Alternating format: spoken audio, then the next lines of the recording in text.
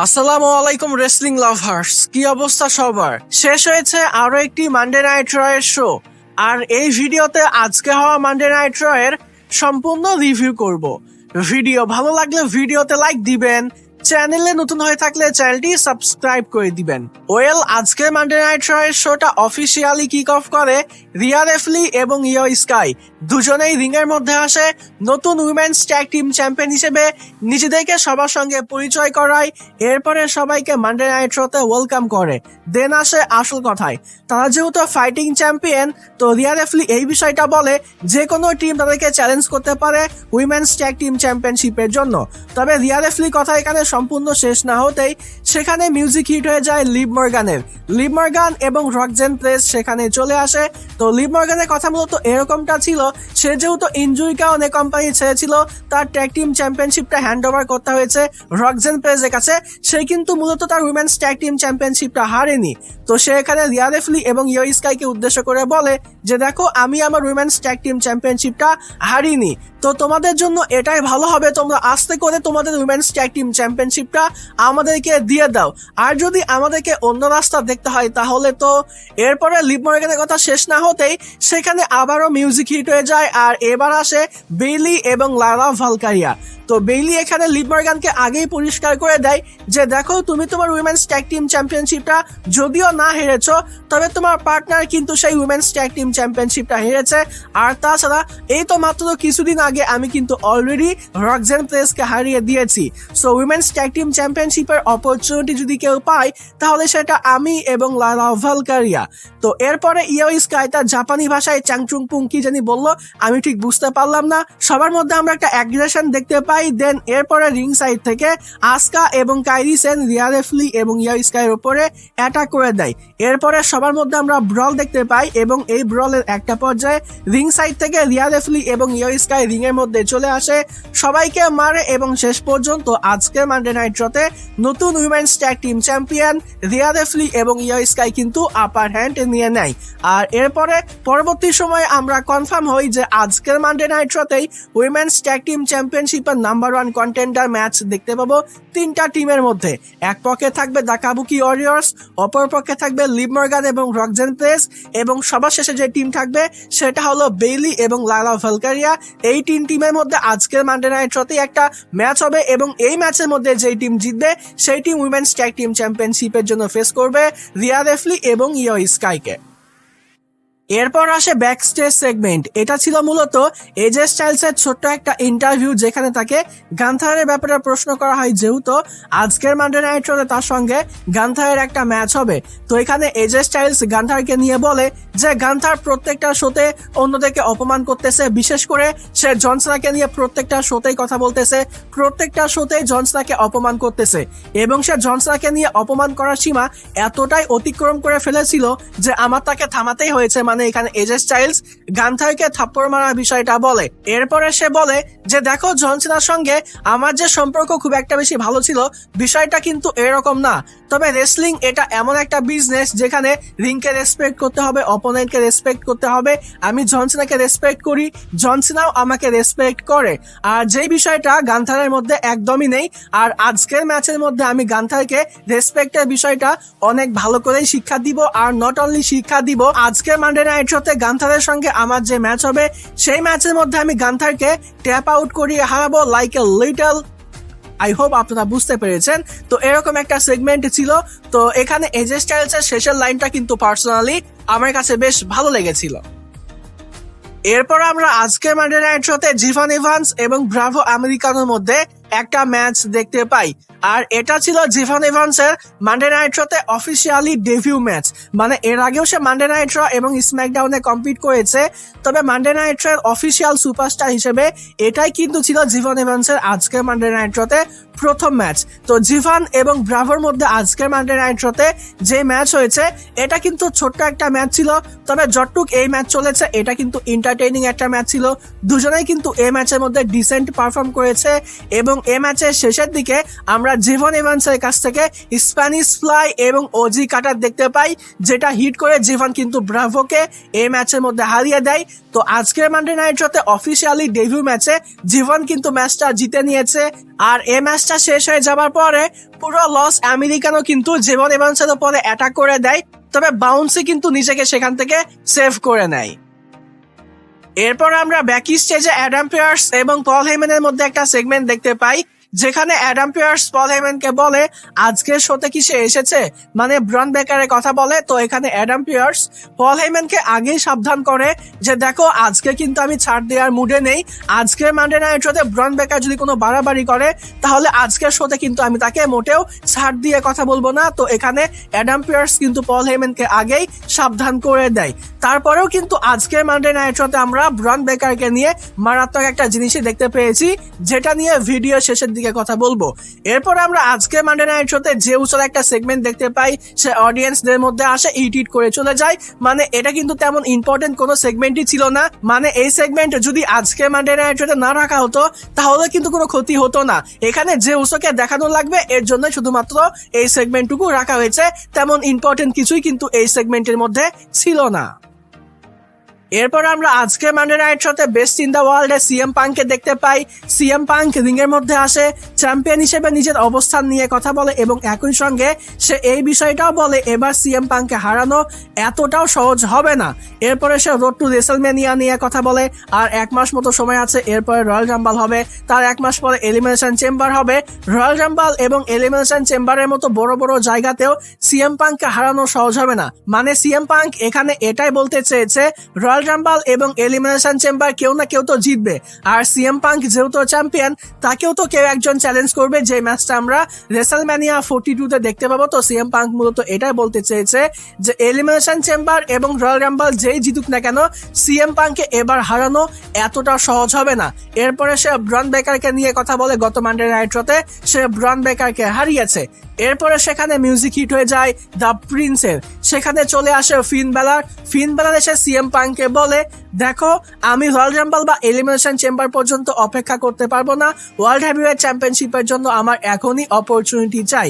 তো এখানে CM punk প্রথমে ফিন বেলারকে একরকম রোস্টি করে দেয়। সে বলেছে দেখো তুমি তোমার ক্যারিয়ার নিয়ে মোটেও সিরিয়াস না, তুমি ব্যাকি স্টেজে বসে ভিডিও গেম খেলো, কখনো ডমিনিক মিস্টেরিওর পিছনে ঘোরো, কখনো জেডি ম্যাকডানের পিছনে ঘোরো, কখনো লিভ মর্গানের পিছনে ঘোরো, তোমার কি মনে হয় এসব করে তুমি ওয়ার্ল্ড হেভিওয়েট চ্যাম্পিয়নশিপের জন্য অপরচুনিটি পেয়ে যাবে?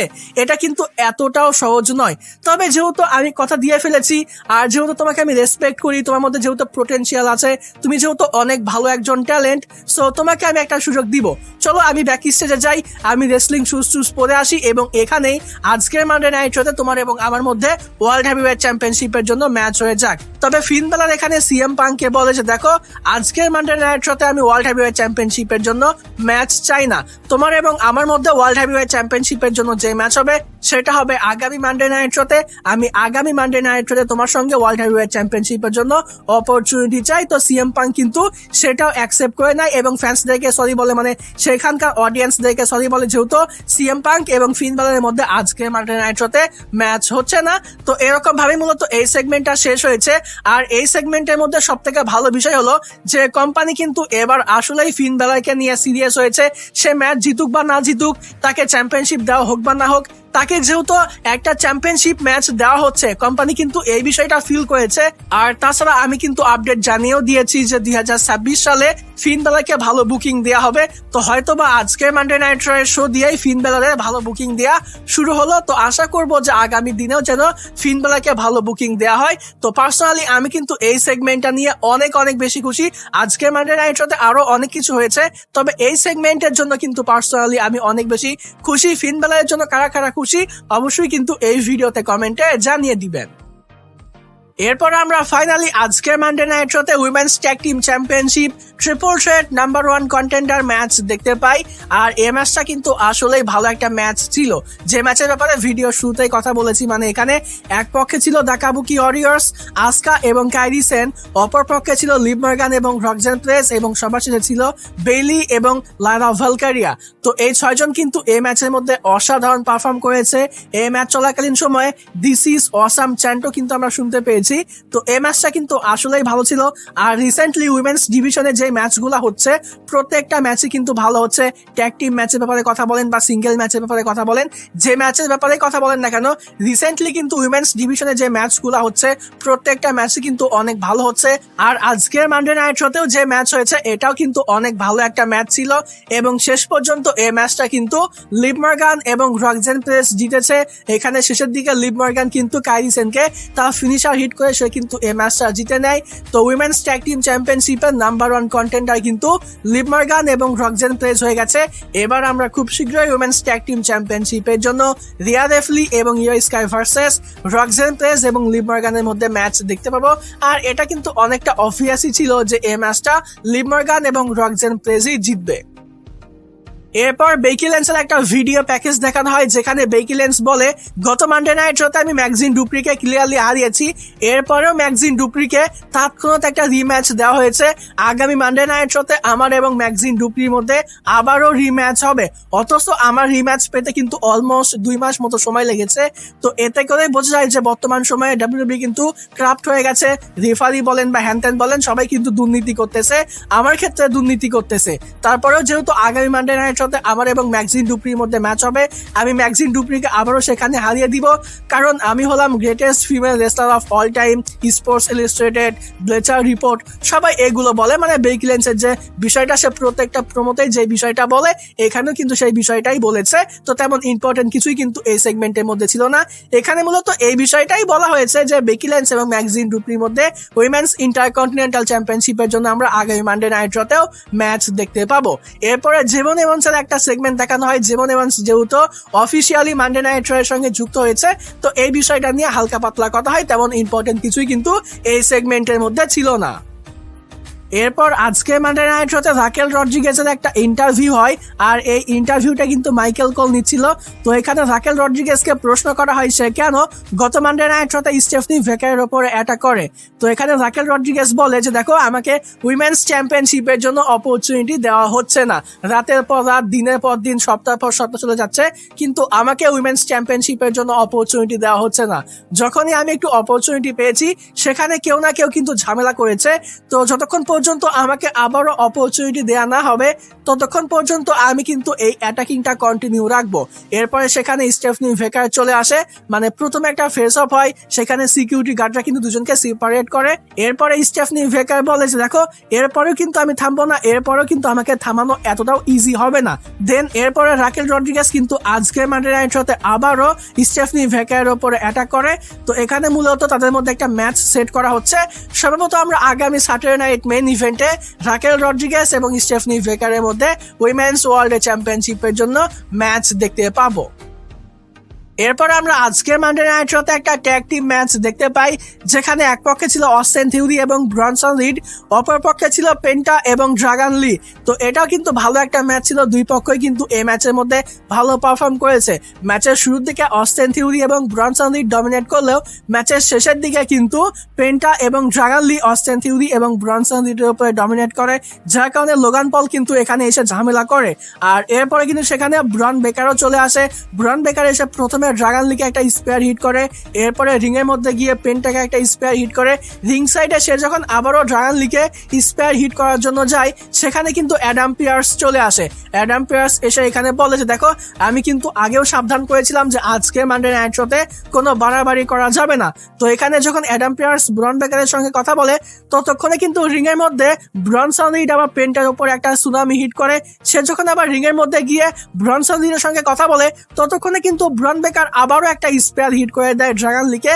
তো মানে এখানে কিন্তু পুরো একদম ধ্বংসলীলা চলতেছিল ব্রন বেকারের।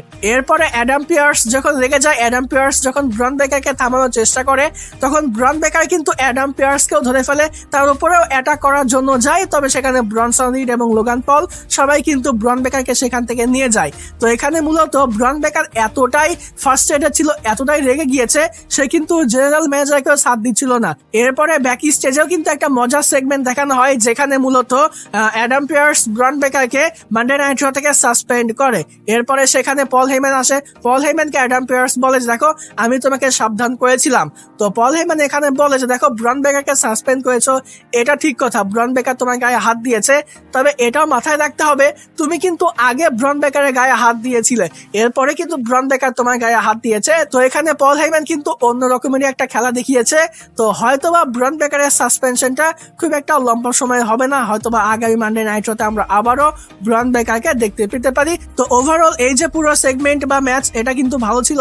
বিশেষ করে ব্রন বেকারের যে অ্যাগ্রেশনটা, এটা কিন্তু আমার কাছে এক কথায় অসাধারণ লেগেছে। এমনটা কিন্তু ব্রক লেসনার করতো। ব্রক লেসনারের প্রতি ছবি কিন্তু ব্রন বেকারের মধ্যে দেখতে পাওয়া গিয়েছে আজকের মানডে নাইট রতে। তো এটা কিন্তু আসলেই ভালো একটা বিষয়। তাছাড়াও ব্রক লেসনার ছাড়াও কিন্তু আরো একজন সুপারস্টার আছে যার কাছেও কিন্তু এরকম অথরিটি পাওয়ার আছে, যেও কিন্তু কারো তোয়াক্কা করতো না। তো সেই সুপারস্টারটা আসলে কে, আপনারা কিন্তু গেস করে এই ভিডিওতে কমেন্ট করে জানিয়ে দিবেন। আমিও দেখতে চাই যে আমার অডিয়েন্সদের মধ্যে কারা কারা আসলে বুদ্ধিমান, কারা কারা আসলে সেই নামটা বলতে পারেন। তো আমি এই বিষয়টা পিন কমেন্টে দিয়ে রাখবো, অবশ্যই কিন্তু কমেন্টে আপনারা জানিয়ে দিবেন যে ব্রক লেসনার ছাড়াও এরকম আরো একজন সুপারস্টার কে ছিল। এরপর আসি আমরা মেইন ইভেন্টে। আজকের মানডে নাইট রয়ের মেইন ইভেন্টে এজে স্টাইলস এবং গান্থারের মধ্যে আমরা একটা ম্যাচ দেখতে পেয়েছি। এই ম্যাচ নিয়ে কিন্তু পার্সোনালি আমি অনেক বেশি এক্সাইটেড ছিলাম। বলা হচ্ছিল ফার্স্ট টাইম এবার, এর আগে কিন্তু এই ম্যাচটা আমরা কখনোই দেখতে পাইনি।